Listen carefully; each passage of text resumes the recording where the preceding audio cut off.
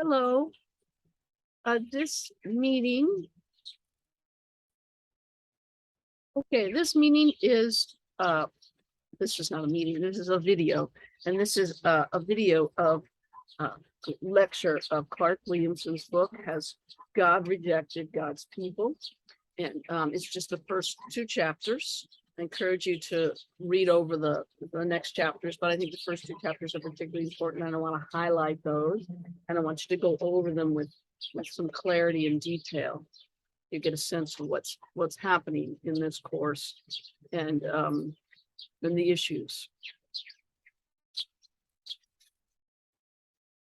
So Clark Williamson, who used to teach here before he retired,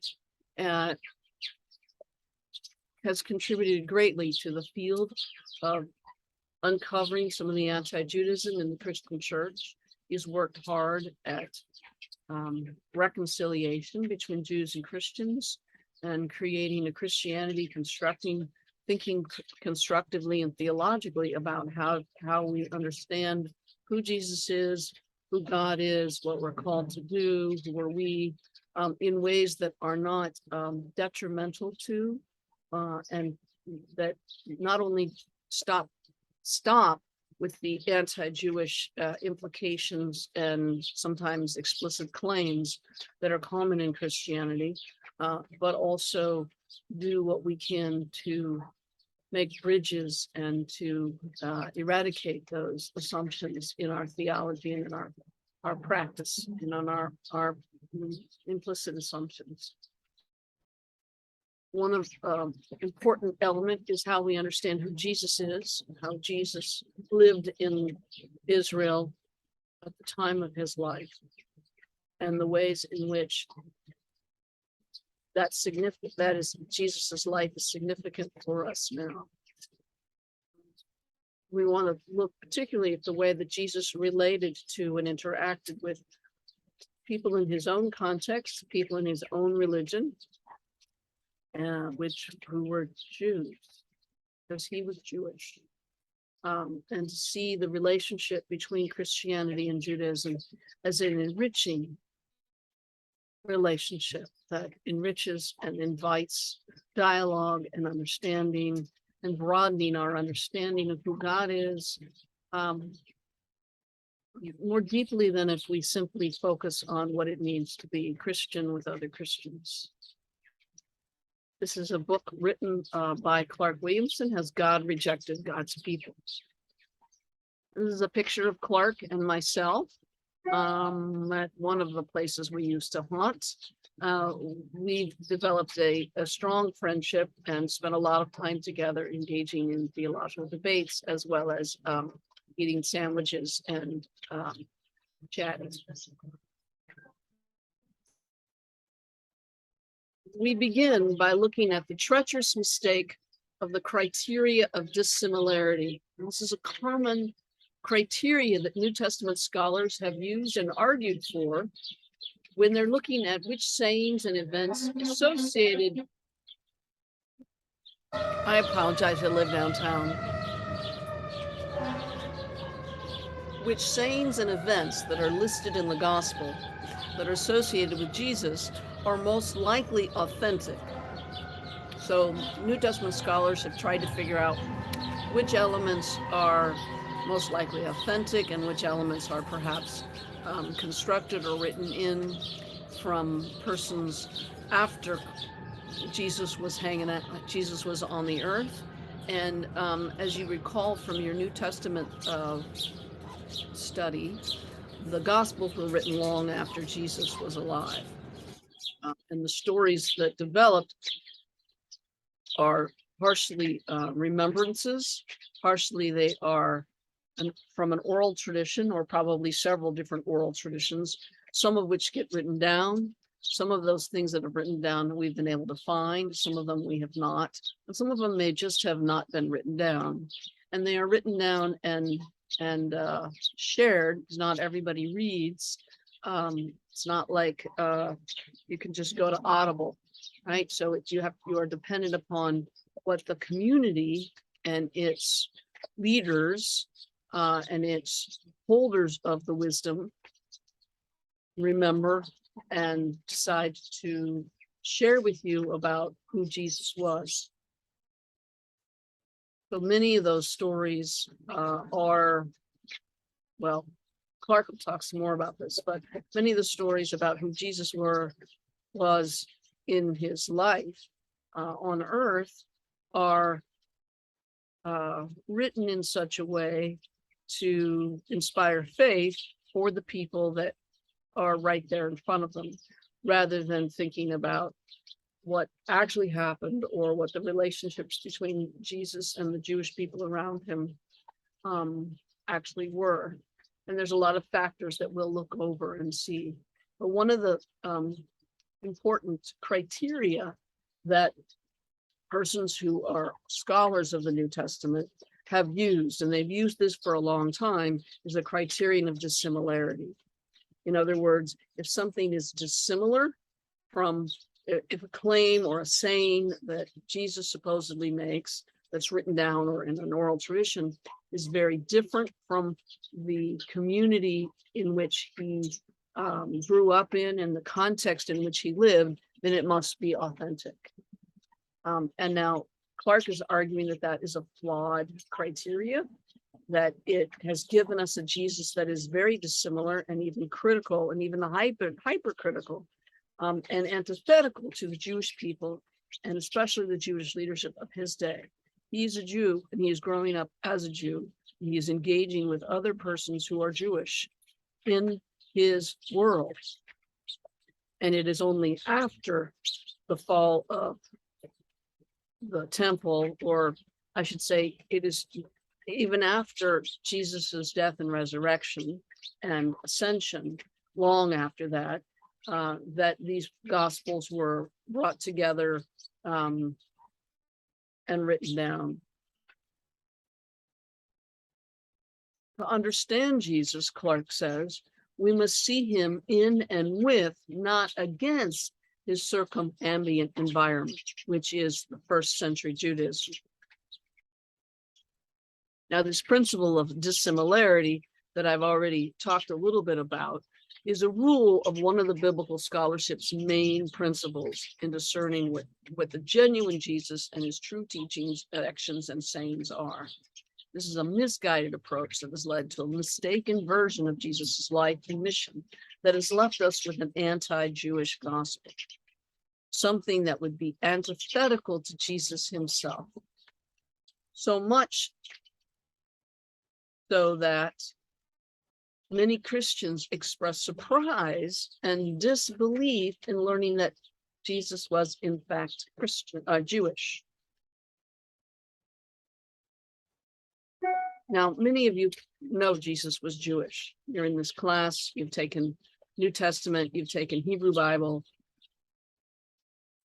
perhaps you've taken theology, and perhaps you've even taken church history. So you know Jesus was Jewish. And many Christians in the parish are surprised, and they don't believe you. No, he wasn't. Clark's goal in this book is to rescue Jesus from being described and understood as antithetical to all things Jewish. And this is the most important thing I want you to take from this book and really from this class. Any historical character is deeply shaped. Any historical figure, think of yourself, think of your grandparents, think of any history that you study, is deeply shaped by their historical context, their origin, their tradition, and their actual past. This is also a process theology claim about the nature of human beings, history, and reality itself. Any significant figure engages in and with their contemporaries as significant factors in who and what they are becoming. Without attention to those contemporaries, we don't know what Jesus is responding to. We don't know the context in which the words and the concepts are formed, or what they even mean sometimes. For some of us, thinking about the temple doesn't make sense unless you've studied some of that original that historical context and understand what's going on in the Jewish temple. The Jewish temple, which is very different than a Jewish synagogue that you may have some encounters with. Every entity, this is process thought, and Clark is influenced by process thought. So this is a foundation of his, the foundational way in which he thinks reality happens. And he is convinced of this, and I think he is correct.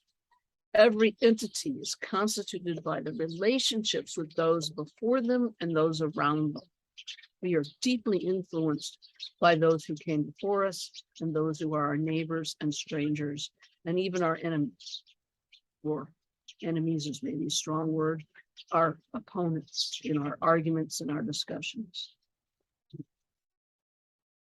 Process theology reminds us by rearranging, highlighting, and integrating our past relationships in creative and novel ways toward the future becoming. That's the way that moment to moment we become. We take what's there, we rearrange it, we highlight it, we integrate it, we decide what we want to keep and what we want to get rid of, and we move forward. And we are lured or encouraged or persuaded by God's possibilities and potentialities for creative transformation. That creative transformation is not creative making things up, right? It comes out of a context. Jesus, of course, is no different. However, one of the biblical scholarship's main principles has been, and in some ways continues to be, for some folks this has changed, but for many folks it's an assumption that is continued. And that even as it continued from the past, many folks still follow it. So one of the main principles in discerning a genuine Jesus has followed this misguided principle that left us, this misguided principle of getting rid of or looking at those things that are most dissimilar between Jesus and his context and naming those as authentic and other things as inauthentic. It has left us with an anti-Jewish story of Jesus's life and gospel. Now, a great example of this and a strong assumption that I think many people have is the Pharisees. They are a much maligned figure. The Pharisees are often portrayed as the antithesis of Jesus. They are to be ridiculed and hated by Christians and the Western Gentile world. We even have a term or word we use as pharisaical, which has come to mean legalistic or in some ways being so attentive to a letter of the law that one ignores the actual point that the law was trying to make. This negative image develops even more wretchedly throughout history as the Western world develops, and I mean by develops, I don't mean starts from nothing, but develops these anti-Jewish sentiments more fully, these anti-Jewish beliefs, practices, and even to the point where there are laws and restrictions against the Jews, so much so that, as we will see, or hopefully you already know, that this comes to fruition in getting rid of the Jews from your community, getting rid of the Jews from your country, getting rid of the Jews, period, as we see in Nazi Germany, which had implications and impacts in Poland as well. This is a result due partially to problematic assumptions in Christian biblical literature. And then it takes off. Now, the Pharisees were, in fact, they represent creative responses to the novel circumstances that the Jews in Jesus's time are enduring and facing. There are two Pharisees that are before Jesus, Hillel and Shammai, and they represent great examples of the arguments that would happen between these two groups of Pharisees who had their own followings. There are many scholars there. So Pharisees in general are a scholarly group of men that think, read, evaluate, and discern the problems that are facing the Jewish people. Sounds like they're theologians, right? They're constructive theologians. They read, they evaluate, they discuss what are the problems happening. And they come up with creative ways of understanding and approaching this rapidly changing world within which the Jews find themselves. Talk about that in a second. Hopefully it will, your memory will be jarred from your study of the New Testament and its context. The Pharisees engage in the oral traditions about the law. Their wisdom is not found in the Torah. They're engaging the oral traditions about the law, not the stuff that's actually written down in Leviticus and Deuteronomy, but there are oral traditions.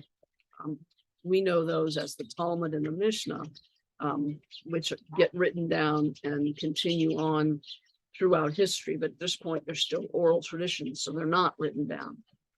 And they're not held up as in the same way that the biblical authority has. But these are the written down traditions about how do we understand this? How do we take a law or a restriction that's given in one context, and now we're in a different context, and that doesn't really fit our context? How do we adapt it and follow what the law is trying to get at? Right? And what's the law trying to get at? It's one of the big questions, right? The question here that they're working on is how to negotiate these new rules while remaining true to what God and godly values of the Jewish people are, discerning, trying to figure out who is God, what are the godly values, what's the point of this restriction or this rule about how we should live our lives. And while at the same time, they're also trying to figure out how to remain alive, both individually, how do we help people remain alive individually and as well as in families and larger structures, but also as a people in general.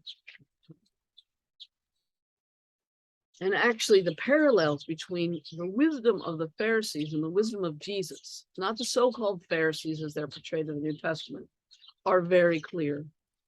Now, I'm going to take a moment back here. And some of you may know Scott C. And you know that Scott C. and I are always arguing about a couple things in disagreement. For me, the main disagreement is about Calvin's understanding of predestination and the notion that we don't have that kind of freedom to decide to make non-sinful decisions, that we are stuck in sin no matter what we do. My belief is more of a Wesleyan view or Arminian view that believes that we do have freedom to choose. We have a responsibility to figure out and to follow what is the most likely option in any situation that will fit what God is asking us to do. Now, Scott and I agree about a lot of things, but we disagree about that one thing. But when we discuss, it often seems, and the way that our experiences, or way that we're experienced is often that we are completely at odds about everything. And we're not. We're actually quite similar in many things. And I imagine that while it's not exactly the same, but I imagine that you might reflect upon that in your own life. People that you have probably very similar beliefs about certain things, but there are one or two things that you differentiate on.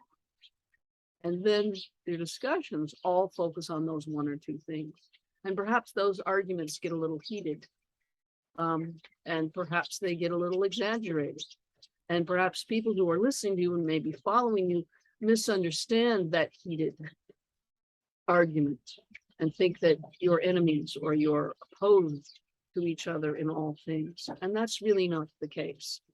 I imagine, I invite you to imagine that in this context, putting yourself back into 2,000 years ago and imagining the context that Jesus is in with the Pharisees. And Jesus is his followers, because he's probably most likely a Pharisee. He's most likely arguing and discussing, hanging out with the Pharisees. Because those are the people that he most agrees with. Those are the people that they can argue about certain little details. Now, my guess is that many of the details are exaggerated in the Gospels, but we'll get to that in just a second. The Pharisees are about new ways of living and understanding Israel as a people and its relationship with God. And these new ways arose all over the place. The Pharisees are trying to think about them in certain ways. Their teaching, their teachings are novel, and they make this clear in the phrase that they use. You have heard it said, but I say unto you. I invite you to reflect upon that. Doesn't that sound familiar? You have heard it said, but I say unto you. It would be a common way of indicating to the people listening what you're about to do. I'm about to say something that has been, that's the bird. My neighbor is here, so she's saying hello to the neighbor. Hi.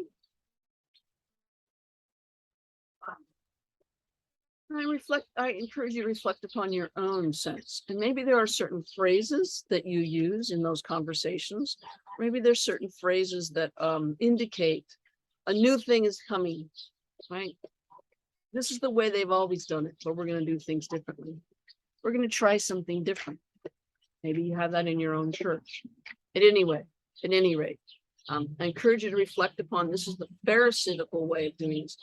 This is something that is occurring before Jesus's birth, let alone Jesus's ministry. Second, there is a new way and new place of gathering arising, and that is the synagogue. And this is a community of Jews gathering together to worship and to reflect upon law and reflect upon what do we do in these new situations with learned scholars who were most likely Pharisees. And these communities are coming together apart from the central temple, which has been the way in which the Israelites and the Jews have worshipped for centuries and centuries. But in this current situation, and we'll talk a little bit about that in a second, the tensions are erupting about what's going on in the temple. How do you get to the temple? Who can get to the temple? How difficult it is to get to the temple. And so smaller communities are developing. They're called synagogues. And they are developing even before this central gigantic temple is destroyed by the Romans. And in these smaller places of gatherings, or even just as they're gathering together in what would be coffee shops for our context, they're sharing new ideas that aren't actually in the Hebrew Bible. What if we think about God in this way? What if we take what God says here and apply it to how we're living in this new context? And a new idea that's arising, because there's also a synchronism with the Romans and the Greeks having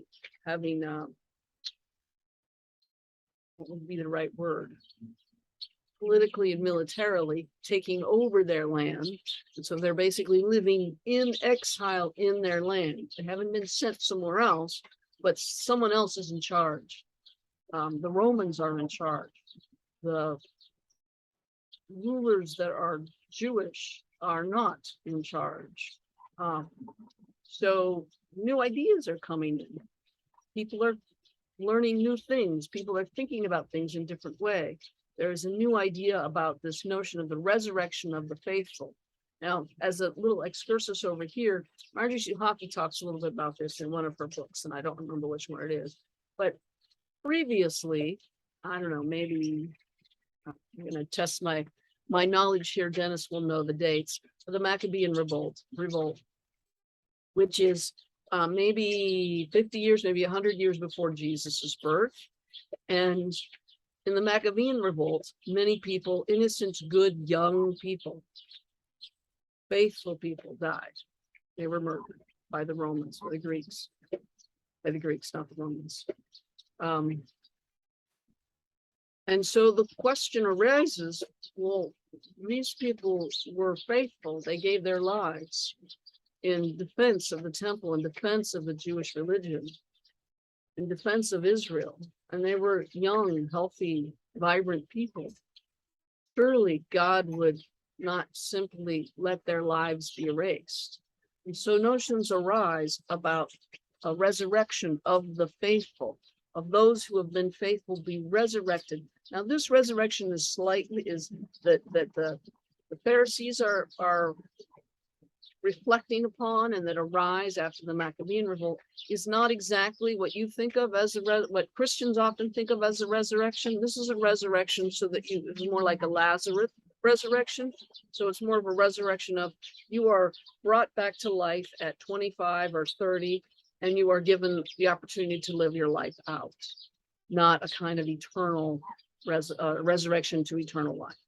But so these ideas about the resurrection of the body, you are brought back to life to be able to live a full life, arise and become very popular amongst Jewish people. And this is not something that's talked about in the Torah. And so Pharisees are talking about these things and are suggesting these ideas.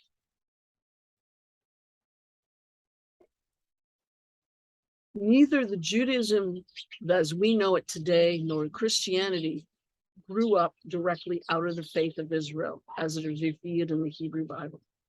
Both grew out of this faith of the Hebrew Bible, each with some continuities of religious themes, values, and ethics. Both, they have a lot in common. The Pharisees, the Judaism, Pharisaical Judaism, not Pharisees, the Rabbinical Judaism of today, and in its many different strains, or not exactly denominations, but we'll go with that for a moment. And the Christianity of today with its many different strains and denominations. Both stress one God of all.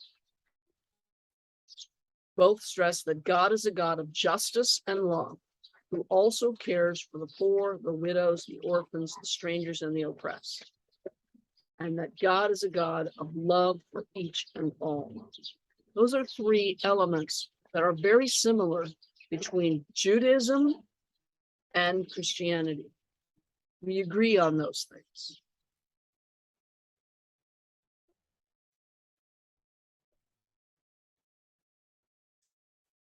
The new ideas of the Pharisees, the immediate ancestors of Rabbinic Judaism, believe these 4 points.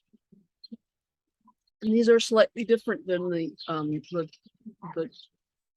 Torah Jews before them, or the other Jewish traditions around, such as the Sadducees and the Zealots. Follow God and God's ways out of love's sake, not out of fear of punishment or desire for reward. These are emphasis of the Pharisees. Follow God and God's ways out of love's sake, not out of fear of punishment or desire for reward. Not out of fear of individual punishment or punishment that God will punish Israel. Sometimes the prophets make it seem as though Israel ought to follow, or the Jews, or I should say, Israel, the Israelites ought to follow God's ways because God's angry and God will send punishment. Now, this was not the original intention. And so sometimes that gets not emphasized. But here the Pharisees are emphasizing, follow God and God's ways out of love's sake and not out of fear of punishment or desire for reward. Second, all persons are both good and wicked. Humans are not divided into those who are all good and those who are all bad.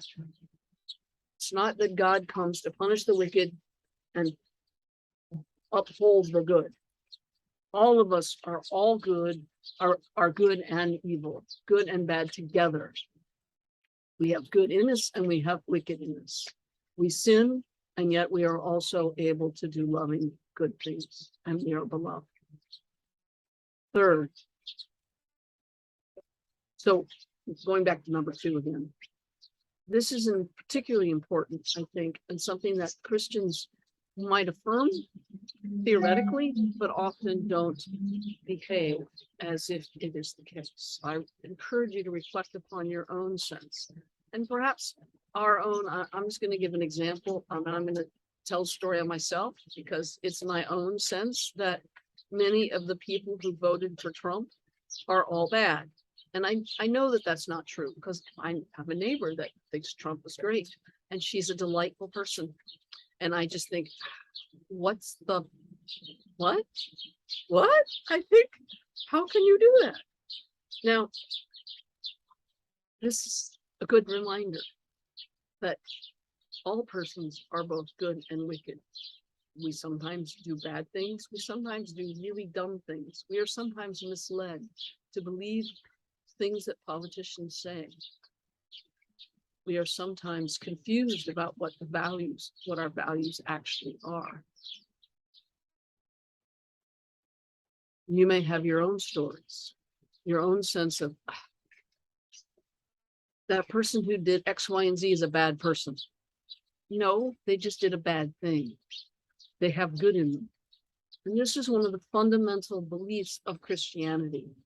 Kierkegaard talks about this in particular. Other people talk about it too, but those of you who've taken Intro to Theology know that Kierkegaard talks about love upbuilds. It upbuilds. It doesn't build from nothing. It builds from our ability to love that is God-given and already there. And he talks about this. He doesn't say it in the same way here, but what he's saying is reminding us that we need to see everyone not just with the eyes of us being able to love them, or that we should love them, but that they are also capable of love. And that perhaps helps us change the way we think about people that we might name as our enemies, or the people that we disagree with in fundamental ways. So going back to this number 2 from the Pharisees, they come up with this idea 2,000 years ago. All persons are both good and wicked. Persons are not divided into those who are all good and those who are all bad. And this is also an indication of the way that they understood sin, which is that it is not simply eradicated all at once so that one never sins again, but rather it's a constant movement or struggle with the good and the bad. No ugly involved there. Third, justice is not about the vindication for some good and punishment for some of the wicked. It's not about vindicating so that good get good stuff and the punishment of the wicked. That is not what justice is about. But rather, we are called to love all, those who are perceived as enemies, as well as those who are perceived as friends and neighbors. Justice is the work of destroying those categories of enemy and evil people. Justice is the work of respecting and caring for all, and seeing ourselves like the ones we think of as our enemies, and thus being able to empathize with them and forgive them and work together and find common ground.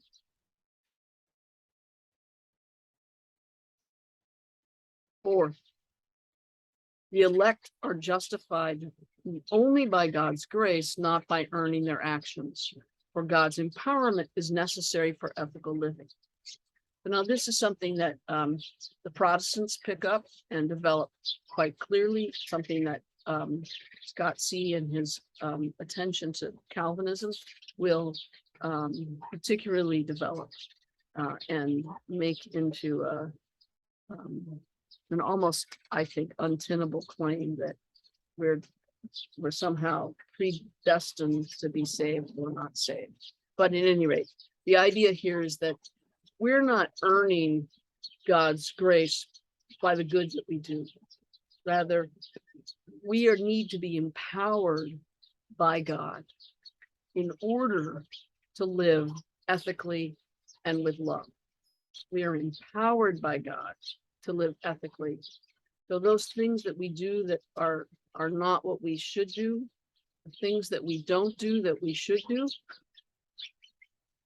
sometimes we don't have the power to overcome them ourselves. We need to be empowered by God in order to do that. And then there's three more aspects of Pharisaical wisdom. And remember here, I'm talking about the Pharisaical wisdom, not Christian theology, not Jesus. This is Pharisaical wisdom that is discussed and brought together 100 years before Jesus in some cases, and in some cases at the same time as Jesus. So if it develops over, maybe 200 years.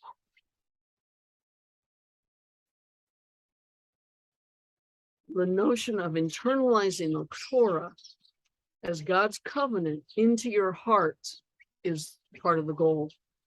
Internalize the Torah as God's covenant onto your heart, such that you will transform your instinctual proclivities into inclinations towards God.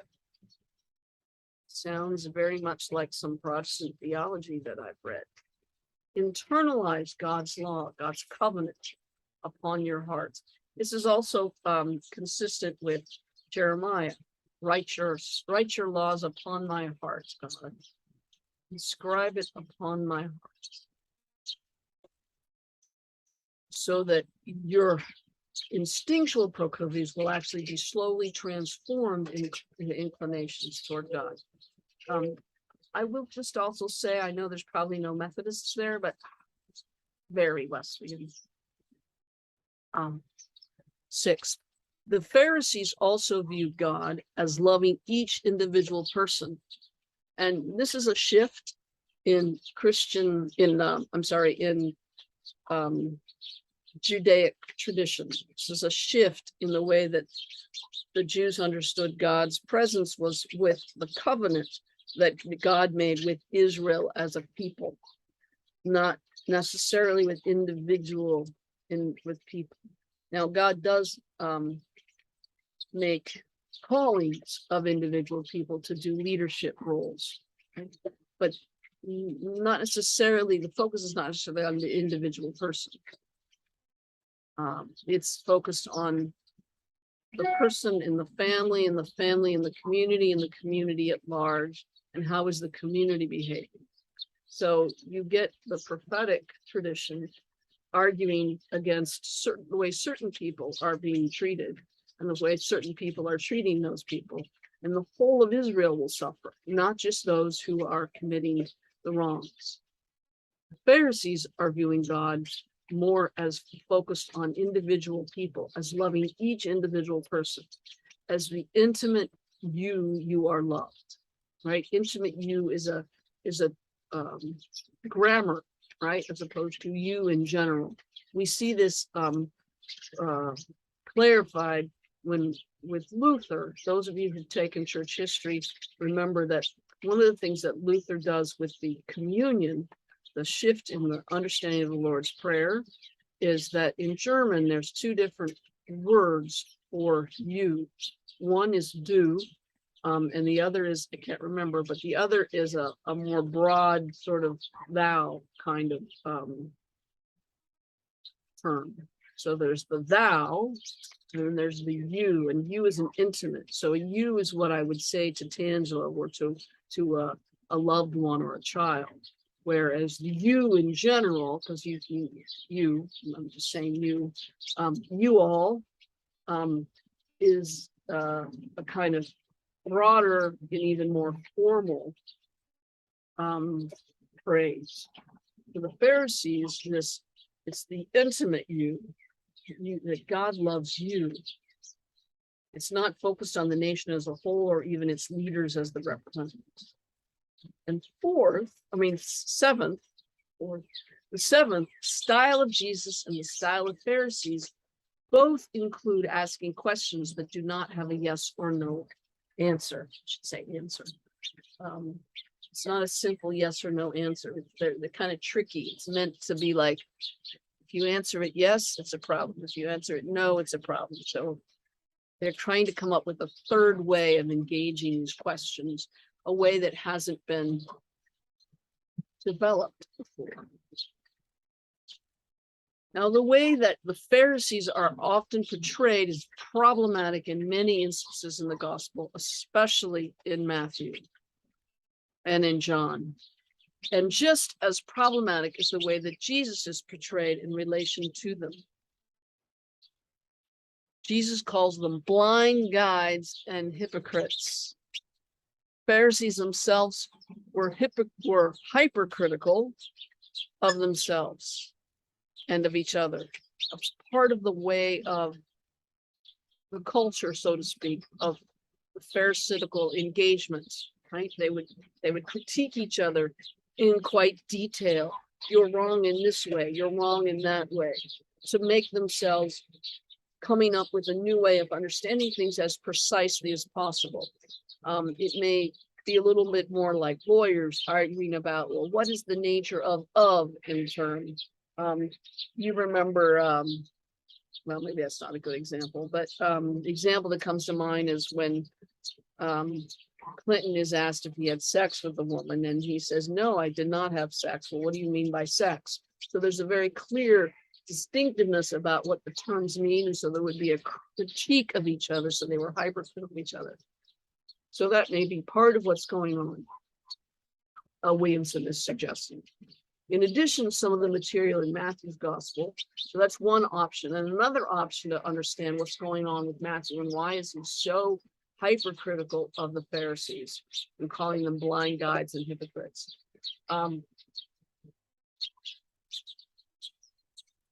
You notice hypocrites and hypercritical are similar terms. Perhaps he's suggesting that the Pharisees are too critical of each other. But at any rate, in addition, some of the material in Matthew's gospel is clearly written after the fall of the temple. The temple falls in 70. And therefore, this is at a time when the followers of Jesus are competing against the descendants of the Pharisees, the rabbis, for members and for converts. So there is a smear campaign in the Gospels, is his argument. Pharisees were not separatists, as they are sometimes portrayed, but spoke to the people about a doable faith given their new situations. The faith of the Pharisees is characterized by a Deuteronomic reform that highlights the Exodus covenant with Moses. That's an important part. The Exodus covenant with Moses. What is that covenant about? What does it entail? And how can we understand it and interpret it anew? The teachings of prophets about justice and mercy. Justice and mercy are important elements and should be attended to with greater emphasis than some of the other details that people are concerned, than the other folks are concerned about. Authentic worship is that which pleases the Lord. Think about this for your own understanding. Authentic worship is that which pleases the Lord by including attention to justice and mercy. Engaging oral Torah as a tradition of continued critical adaptation of Torah. We can see the example, and this is from Jesus, obviously, is the Sermon on the Mount. It is a great example of what the Pharisees were doing. So I encourage you to reflect upon that. Look at the Sermon on the Mount and look at the elements that Williamson is talking about here. The Pharisees are using, and see if Jesus isn't using similar techniques and doing similar rhetoric. By rhetoric, I don't mean simply rhetoric, and I mean rhetoric and rhetorical thinking and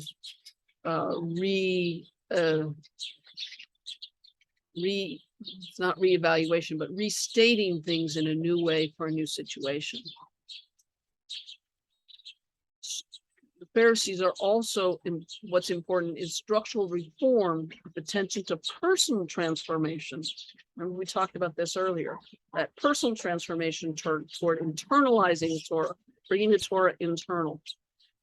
Now, obviously, not obviously perhaps, but we can see connections here between a de-emphasis upon what's going on in the main temple, which is guarded by the Romans, which is in Jerusalem, and movement among people who don't have a lot of money in the area is restricted.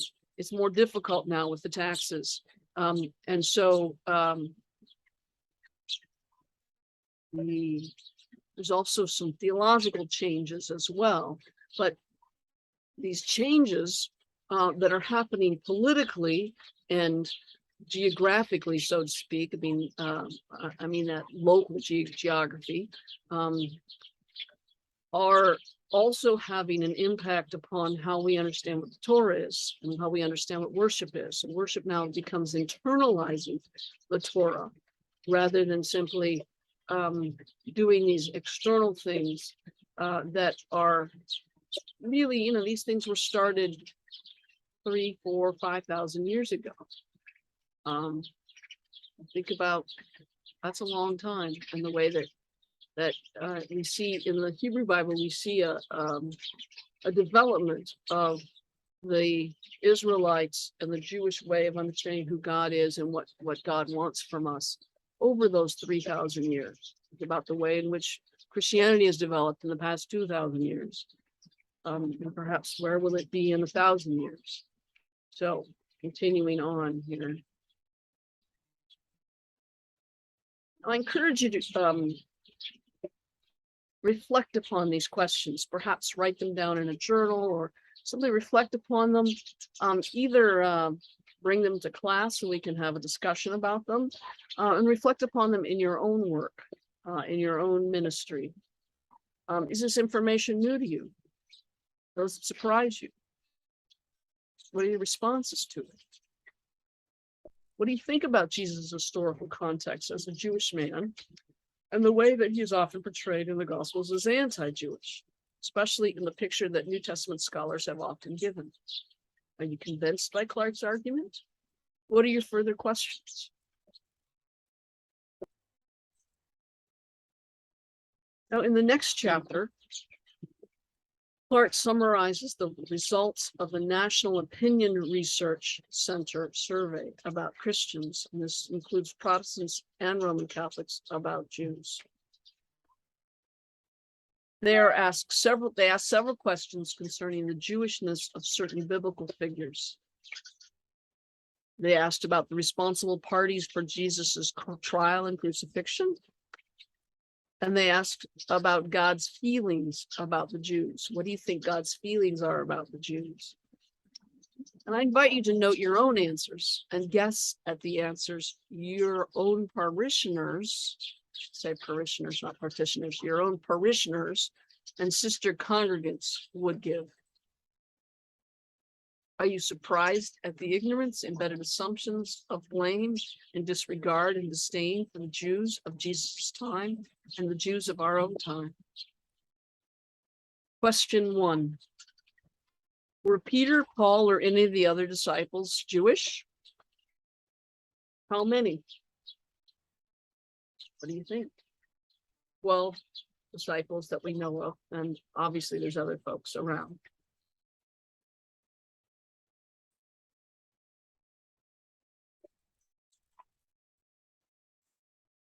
Answer given by 67% of the people in Christian churches was 67% said no. They weren't Jewish.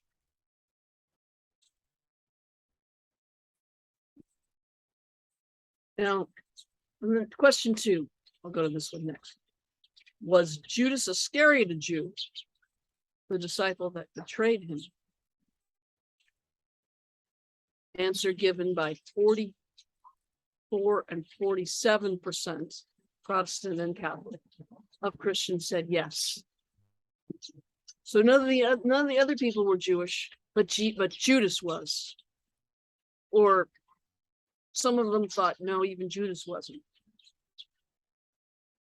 Now, the answer to the question here is yes, they were all Jewish. Paul was a Pharisee. Peter, John, they were all Jewish. The gospel writers, we're not sure about Luke, but they're Jewish. Continuation of the survey. Who crucified Jesus? Who had the power and the desire to do so? What do you think? What are your embedded assumptions tell you? What did your church growing up say? What does the worship over Holy Week say? The overwhelming answer was the Jews. The overwhelming answer was the Jews crucified Jesus, with Pilate seen as relatively innocent.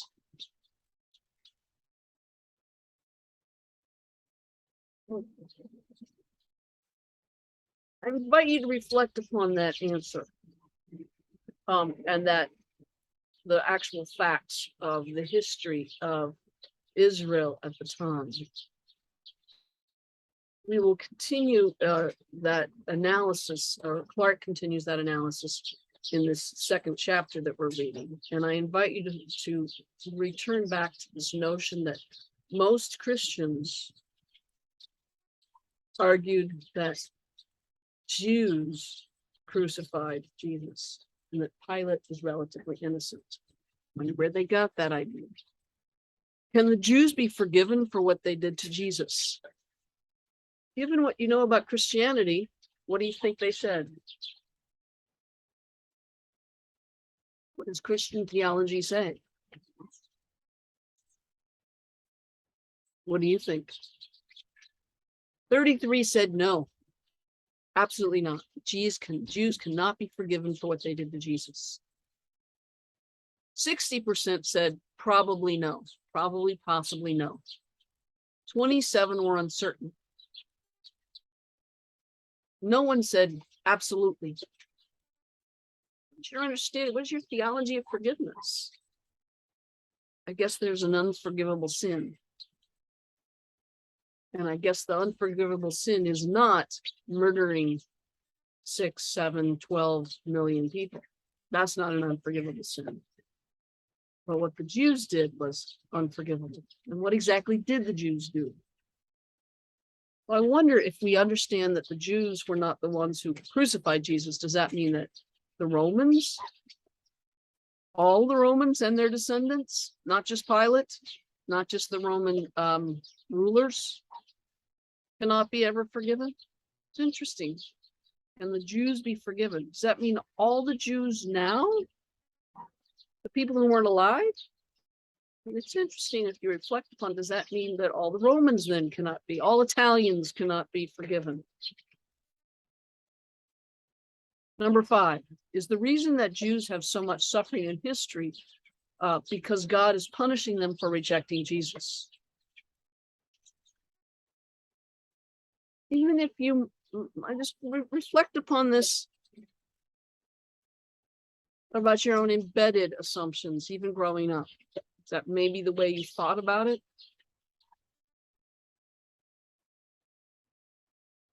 As you learned in history, maybe they don't teach that in history anymore for you younger folks, but the Jews have suffered for centuries and centuries, more than many other religious or ethnic groups.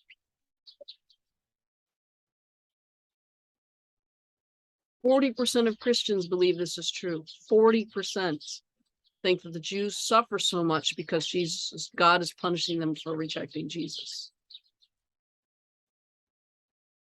Think about the implications there about suffering. Anyone who suffers is being punished, or 40% of the Christians think that anyone who's suffering is being punished. Or is it just only reserved for the Jewish people? Number 6, about half of Christians approve of efforts to convert the Jews. Half, therefore, presume that Christianity is a better option for religion for them.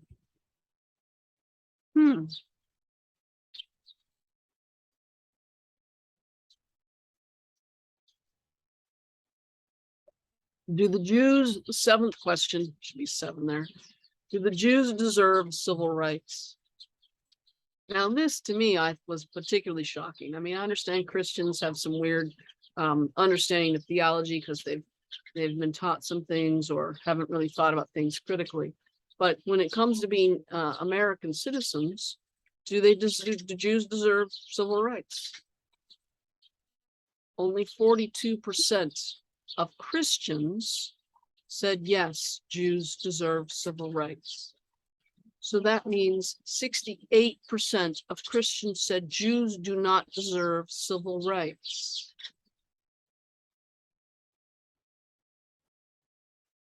The most shocking part of this survey is that clergy scored similarly high in their anti-Jewish beliefs and feelings. Clergy, people who've gone to seminary and learned and studied these things.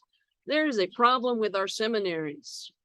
And this is why I think Jewish-Christian dialogue needs to be an important and actually required course in our seminaries, particularly in this seminary. We need to educate the clergy more effectively against this anti-Jewish bias.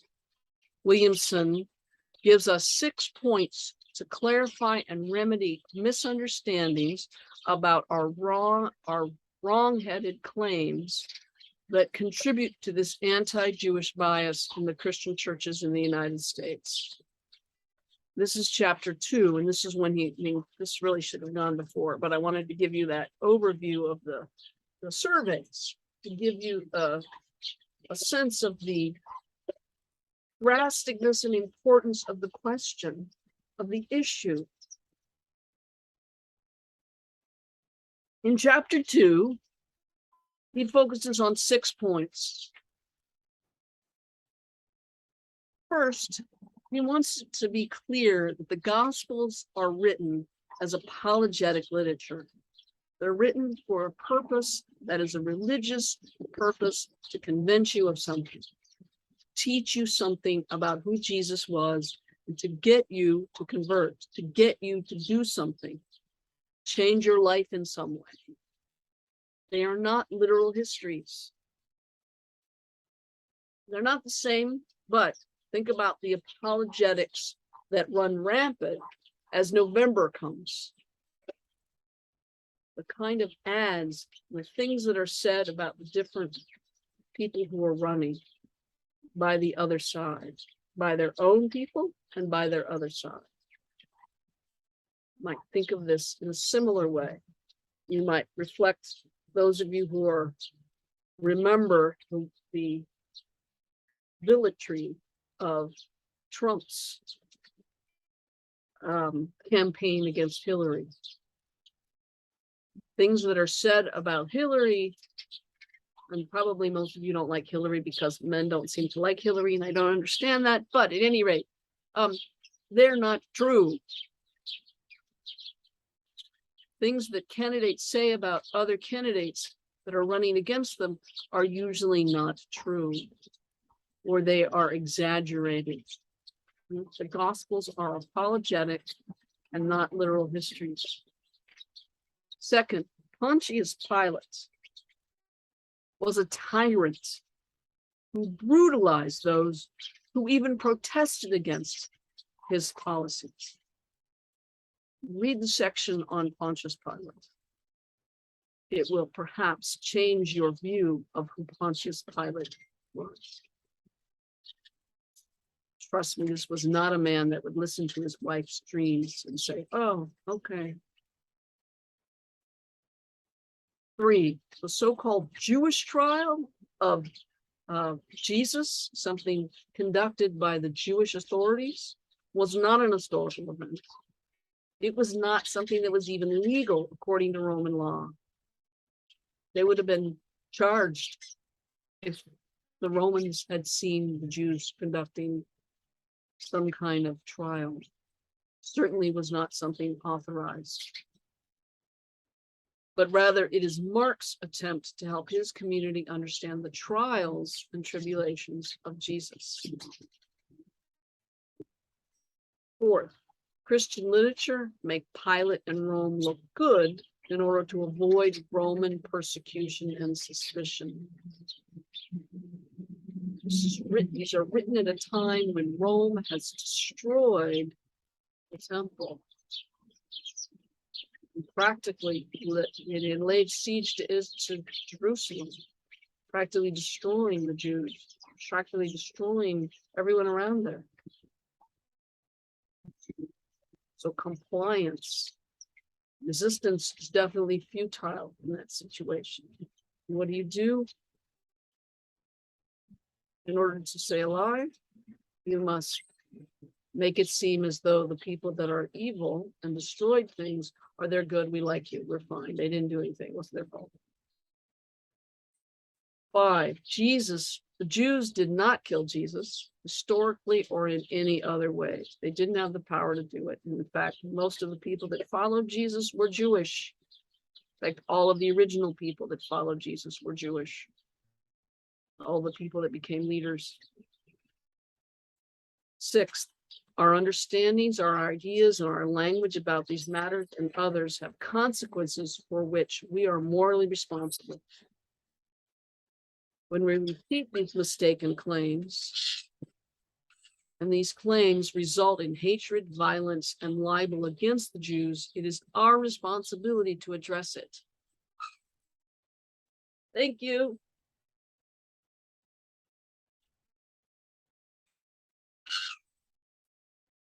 I invite you to reflect upon each section of this chapter. So I've given you an overview of the chapter, and I'm inviting you to read over the chapter in more detail. And I invite you to maybe even take a journal and reflect upon the sections that give you new information. List the new ideas about the history of Jewish people and leaders at the time of Jesus and Paul.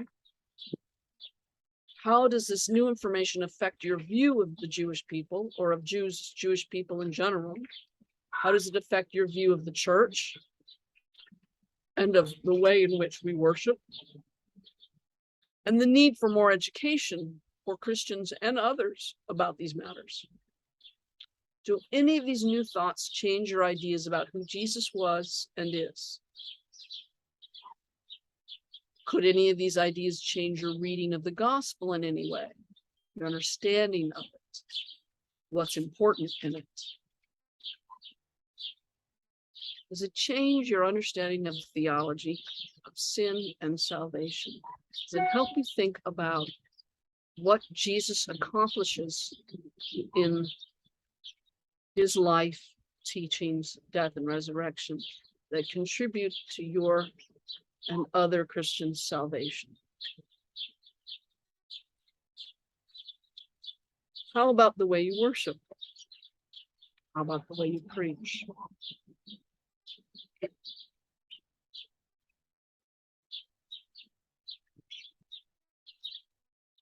Now, just as an aside, the points that I find most compelling, and perhaps these will be similar to yours or different, so I encourage you to reflect upon that as you're reading.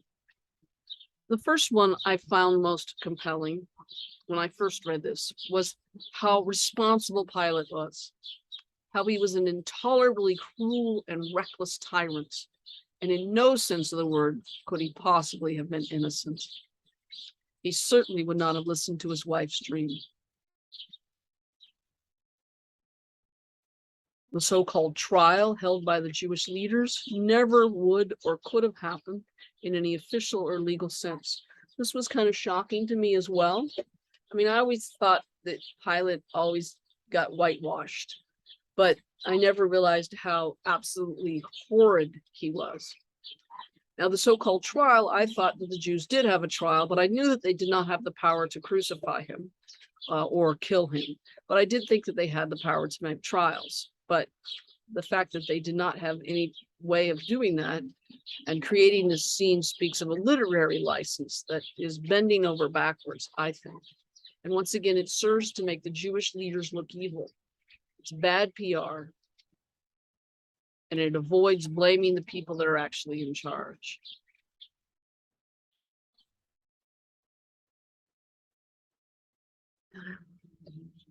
Time that I'm creating this, there is a Senate hearing going on that's looking at the blame that should be given to a certain former president, and the way in which there's a polemic argument against even suggesting that he be held responsible for the wrongs that he did. Reminds me of, just personally, I think that's absurd, that he should have been put in jail immediately when he incited a riot to take over the country. It is treason.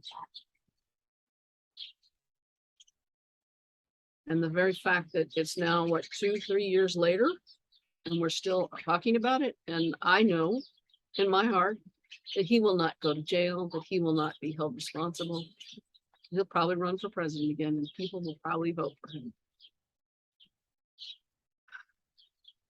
It just reminds me of the way that public opinion can be shaped and misdirected away from truth and fact and ethical goodness.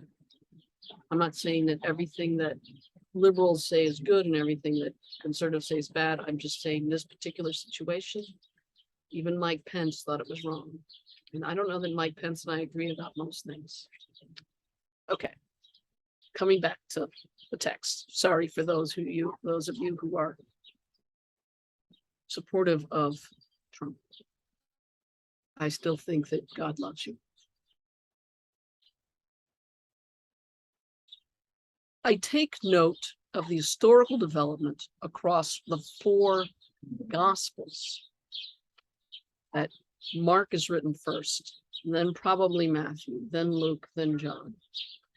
And note the way that Clark talks about those.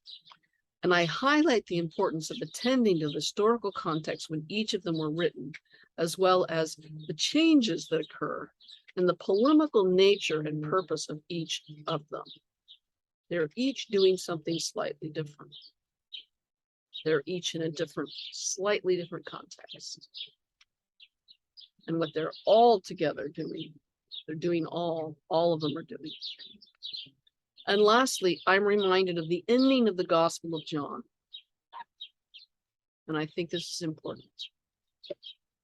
Jesus performed many other signs in the presence of his disciples, which are not written in this book. But these are written so that you may believe that Jesus is Christ, the Son of God, and that by believing you may have life in his name.